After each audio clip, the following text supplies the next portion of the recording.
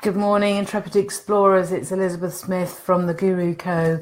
for our 5-minute cameo coaching set on yet another not quite so bright Monday morning. But anyway, I wish you well.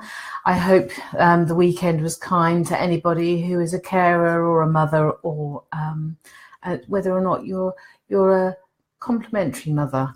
It doesn't matter. But to all women, hello.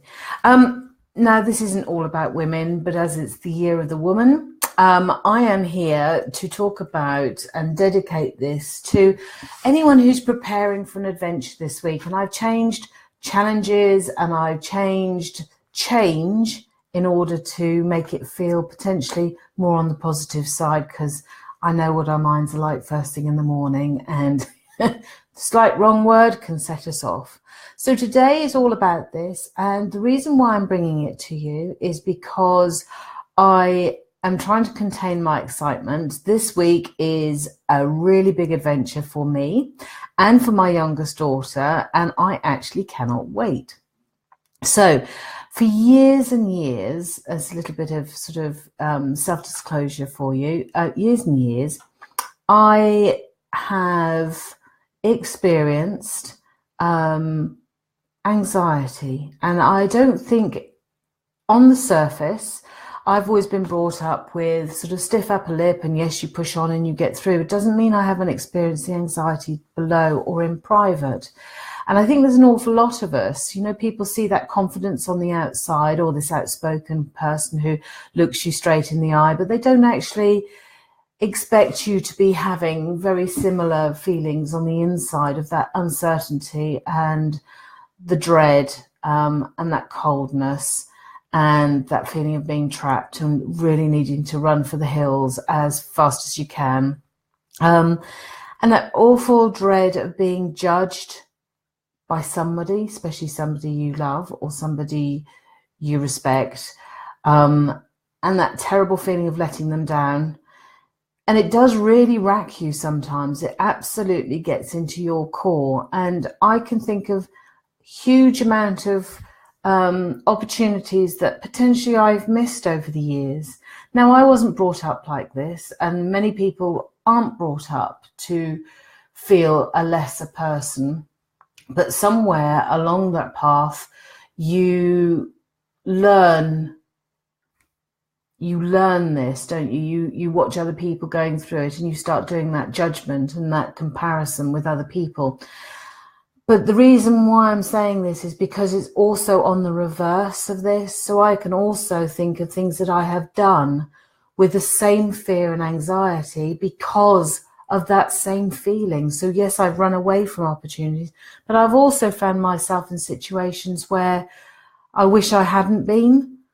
So there's a real turmoil in there, isn't there? And I don't know if we ever really consider that. So the rationale for bringing it to you today is that this opportunity that I have now has been long held. And I can remember as a little dot looking at my next door neighbour who was the same age as me, and her mum was always had lipstick on. She'd drive, we'd go out for the weekends, she'd drive us all the way down to Dorset. This is incredible for a young girl. And I used to think, I wish my mum would do that. Why doesn't my mum do that? And I always swore blind that if I ever had children, we'd go places, we'd experience things. Now, life doesn't always give you all of those opportunities, does it? And I can remember when my girls were younger, we didn't really have a huge amount of money to go around. And what we did have was squirreled away for rainy days and bills and those sort of big things. But now my daughter has chosen to spend her 30th birthday present with me, not on me, with me. We're off to Rome.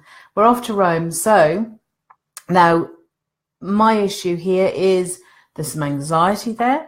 Absolutely some anxiety there. There's a huge amount of excitement there. You think of the goal, and you think, oh my God, I cannot waste this opportunity. I just have to go, because to experience that with somebody else that has been a lifelong dream And I hope to goodness it continues, and I want to go somewhere with my oldest daughter as well, and then maybe all of us together and have a girly time. So all of these things, but then you think, ooh, but actually over a long time and a lot of years of self-development and self-improvement and learning and embracing learning and realizing that we're not born with the skills, we're not born with confidence necessarily. We learn a lot of this self-confidence, because you imagine how many opportunities in life and how many different environments we find ourselves in. At each step of the way, there's a slightly different skill in there. I might be really confident in public speaking, but terrified of swimming, which is very much me. Water and I are very respectful of each other, and I'm sure I've told you this before. So for this trip, and the reason why I'm sharing it with you and anybody else who's facing something similar this week, is I know exactly what I can control. I know exactly what I can control, and I am planned for that. I have my money, I have my passport, and I have my tickets, and I have my suitcase. I know with the times that I'm supposed to be places, I know where I'm supposed to be going and where I'm supposed to be arriving. All of that is in my control. Everything outside of that is not my control. Therefore, I am standing back. I have contingency plans because I have money, I have euros. Anything that potentially I can't control, I can actually work my way out of. And that's really where I'm coming from for everybody this week. Think about it. Don't judge yourself.